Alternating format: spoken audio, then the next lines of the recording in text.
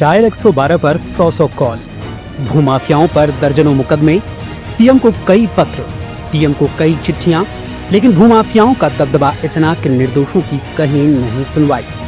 History sheeter, land mafia से परेशान परिवार की भी नहीं हुई सुनवाई। कई परिवार जहर खाकर मरने पर हैं मजबूर। जी हाँ, उत्तर प्रदेश के मुख्यमंत्री योगी आदित्यनाथ भूमाफियाओं को लेकर अपने बुलडोजर एक्शन के लिए पूरी दुनिया में मशहूर हो चुके हैं, लेकिन दिल्ली से सटे और उत्तर प्रदेश का ही हिस्सा गाजियाबाद जिला इस समय भूमाफियाओं की दस्तक और दहशत से कांपा हुआ है। ये मामला तब खुला जब गाजियाबाद में अवैध बिल्डिंग के निर्माण को लेकर दो पक्षों में भयंकर विवाद सामने आया। आखिर ये जमीनी विवाद क्या है, अब जरा ये भी जान लीजिए। ये मामला गाजियाबाद जिले के खोड़ा कॉलोनी के सामने का है। यहाँ एक प्लॉट के विवाद में दो पक्ष आमने सामने आ गए। मामला दो समुदायों से जुड़े होने के नाते पुलिस मौके पर पहुंची। मामले को कंट्रोल किया गया। दोनों पार्टी को थाने में बुलाया गया। जमीन विवाद की घटना को लेकर अभी भी मौके पर तनाव बना हुआ है। अब ये पूरा मामला समझ लेते हैं। दरअसल गाजियाबाद के लोकप्रिय बिहार कॉलोनी में हाईवे के किनारे पड़ी करोड़ों की जमीन से ये पूरा मामला जुड़ा हुआ है। सोमवार को कुछ लोग अचानक खाली पड़ी जमीन पर कब्जा करने के उद्देश्य से बुलडोजर लेकर आ धमके। वहाँ एक प्लॉट की दीवार को क्षतिग्रस्त करना शुरू भी कर दिया। दूसरे पक्ष को इस पूरे मामले की जानकारी हुई तो वो भी दल बल के साथ मौके पर पहुंचा। क्योंकि मामला अलग अलग समुदायों से जुड़ा हुआ था तो तनाव की स्थिति को देखते हुए मौके पर पुलिस भी पहुंच गई। पुलिस ने दोनों ही पक्षों को समझाया और थाने भी ले आई, जिसमें एक पक्ष पवन कुमार, पृथ्वी सिंह, उमाकांत का है और दूसरा पक्ष रफीक और शमसुद्दीन लोगों का है। मौके पर मौजूद लोगों का कहना है कि पवन कुमार और पृथ्वी सिंह का भूमाफिया गैंग है जो खाली पड़ी जमीनों पर कब्जा करता है। इस जमीन पर कब्जा किए जाने की सूचना जैसे ही दूसरे पक्ष रफीक को मिली, रफीक ने मौके पर पहुंचकर मीडिया को जमीन से जुड़ी जानकारी साझा की। यहाँ अभी कार्य चल रहा था, आपने आके रोका है, किस बिहाफ पे रोका है? ये ऐसा है जी, मैं इसमें 98 से बैठा हूँ, 98 से। उसके बाद मैंने बिल्डिंग बना ली 6 मंजिल, मेरी बिल्डिंग गिर गई। जब से ये नगर पालिका से मेरा गिरी है बिल्डिंग? ये 18 में गिरी है। ये 2018 में गिरी है।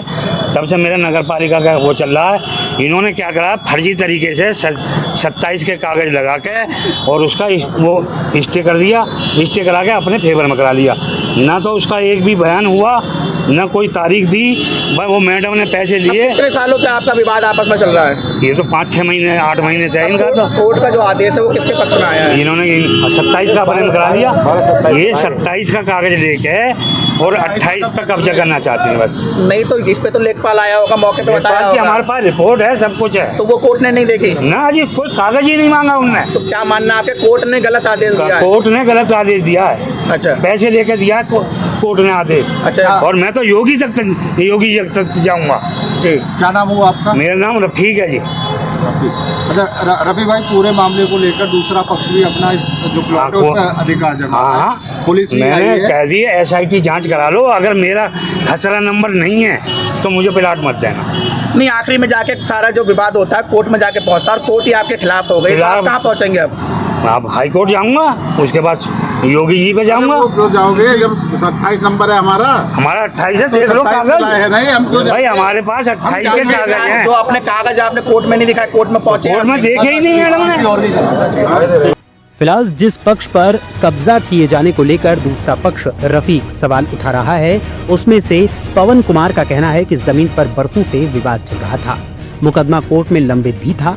न्यायालय ने हम लोगों के पक्ष में फैसला सुनाया है, जिसमें साफ साफ लिखा है कि हमारे पक्ष को शांतिपूर्ण कब्जा करने दिया जाए, जबकि दूसरा पक्ष रफीक न्यायालय के ही आदेश की अवहेलना कर रहा है और मौके पर एक विशेष समुदाय के लोगों को इकट्ठा कर दंगे जैसी स्थिति को बनाने की कोशिश कर रहा है।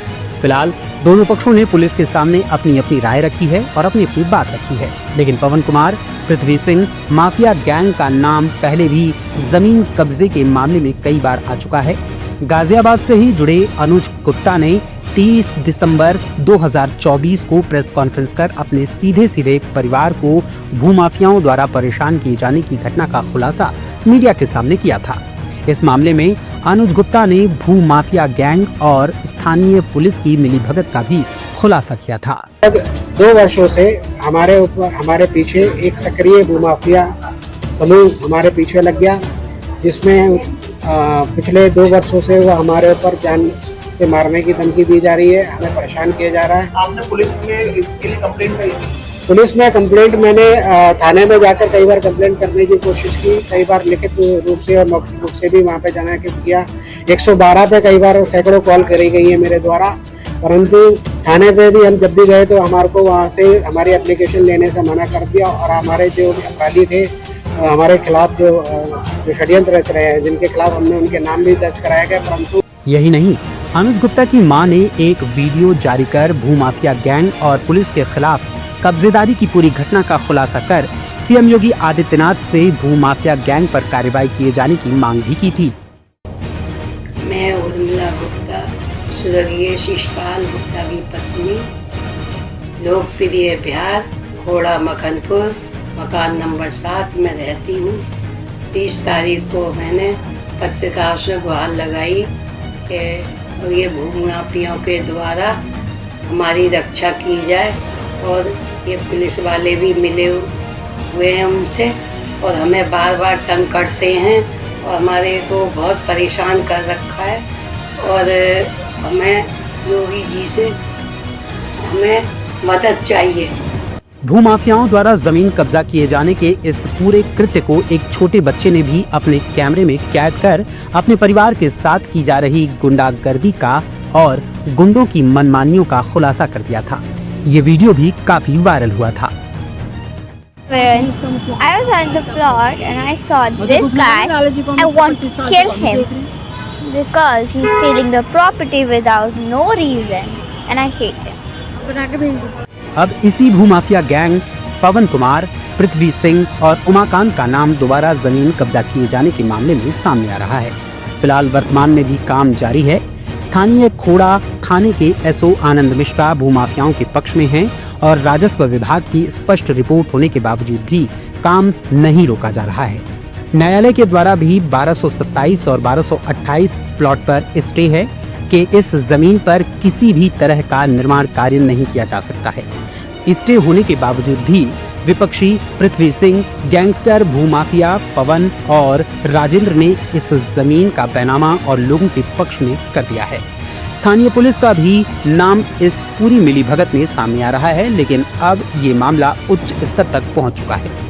मीडिया में सुर्खियों में आने के बाद इस पूरे मामले पर अब योगी सरकार का डंडा भूमाफिया गैंग पर किस तरह चलता है, ये भी बहुत जल्द सामने आएगा। द क्वेश्चन ऑफ डेमोक्रेसी के लिए वरिष्ठ संवाददाता प्रकाश बिष्ट की स्पेशल रिपोर्ट।